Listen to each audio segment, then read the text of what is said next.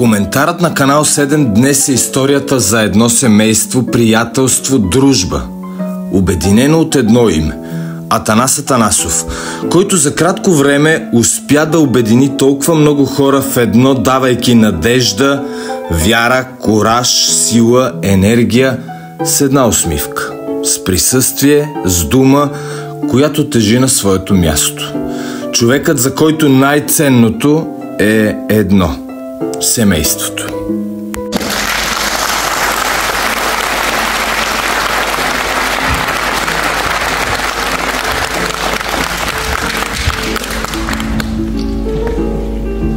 Първо искам да благодаря на съпругата си, защото, както казах в началото, по нито един от трите стълба и в трите мисии аз не съм перфектен. Няма как и да бъда. Но се опитвам през всичките тези години да балансирам. И ако има на някой, на който съм дължник, това сте вие.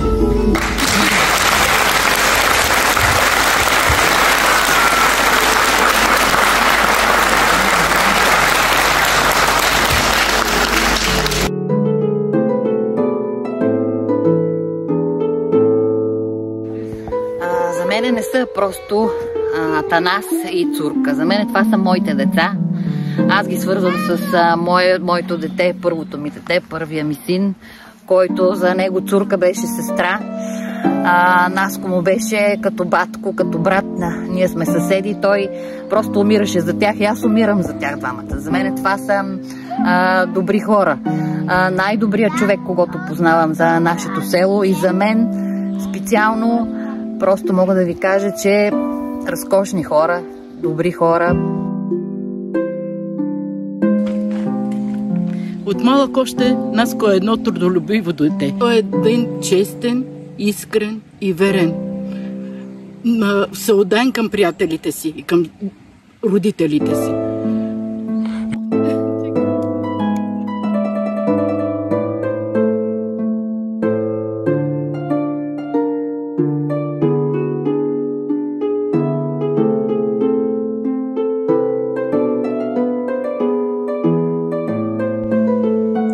Здравейте! Познавам Наско повече от 20 години и за него мога да кажа, че той е един изключително добър човек. Наско е обединител и лидер, който може да поведе града в правилната посока. За да се случи всичко това обаче, всички ние трябва да го подкрепим и Червен бряг отново да има достоен кмет. Успех, Наско!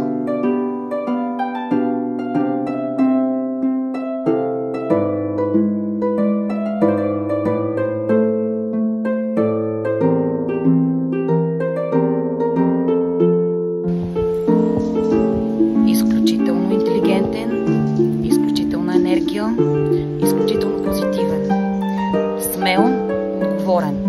За тази негова усмивка не се крие само едно добро сърце. Крие се една много голяма енергия, която е акумулирана в правилната посока. Защо му се доверих? Избрах да послушам сърцето си. Мой много близък приятел, който за съжаление не е между живите, ми даде съвет как да взимам решения. В моя живот често се налага да взимам трудни решения. Той ме посъветва да взема монета, да избера ези или тора, да ги нареча, да хвърля монетата във въздуха и накрая не е важно какво показва монетата. Важно е какво искаш да се падне. Това беше моето желание. Да подкрепя младостта, смелостта, интелекта и лидерството. Защото Наско преди всичко е лидер. Лидер не се създава, или по-точно трудно се създава. Лидер се ражда. И единственият начин да превърнеш визията в реалност е точно лидерските му способности. Искрено му пожелавам успех.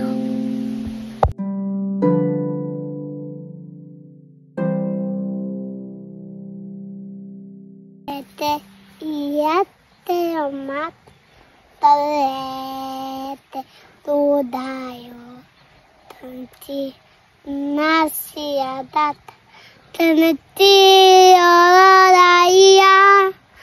Да ти питам да и стане супер-герой. Смел, бъдещ кмет на община Червен бряг и голям пример за децата. За мен Наско е онази истинска детска любов, започнала преди 17 години, която и до днес е все така силна. От тази любов са плод нашите две прекрасни деца, за които съм благодарна на Господ. Благодарна съм за тях и за това, че Той е техния баща.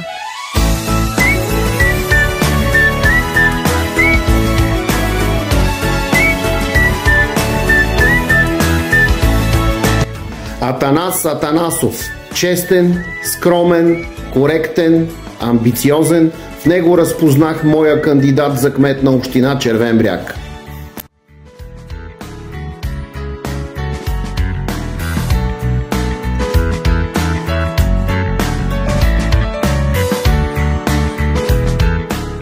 Познавам Наско от 8 години. На първо място за мен той е добър приятел. Познавам го като трудолюбив, отзивчив и честен човек. И много приятели имаше като дете. Той се раздаваше за приятелите си. И те го обичат и затова има и толкова приятели.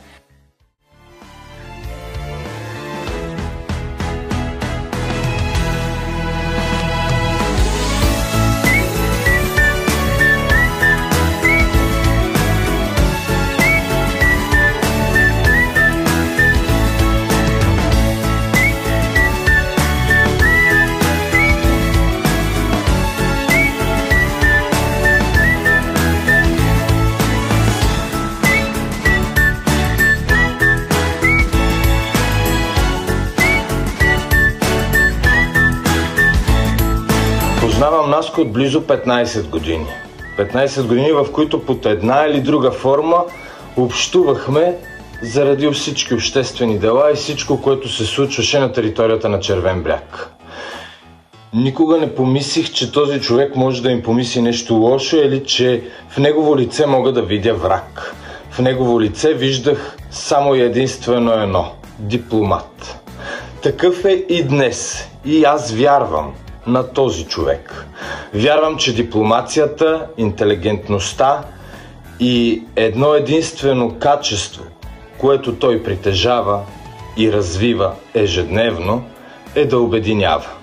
Затова в неделя с бюлетина номер 44 ще подкрепя именно този човек – Атанас Атанасов. Правилният и най-добър избор за Червен бряг и най-добрият бъдещ кмет на общината.